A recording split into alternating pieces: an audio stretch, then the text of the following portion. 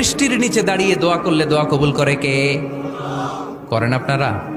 বৃষ্টি পড়লে কি গান লাগায় দেন? বৃষ্টি পরে টাপুর টুপুর, ওই যে পোলাপাইন কয় পায়ে দিয়ে সোনান্নপুর, আঁকা বাঁকা মেঠো পথে কোন রূপসী হেঁটে যায়, আমিও আছি তোমার সাথে, আছে না নাই?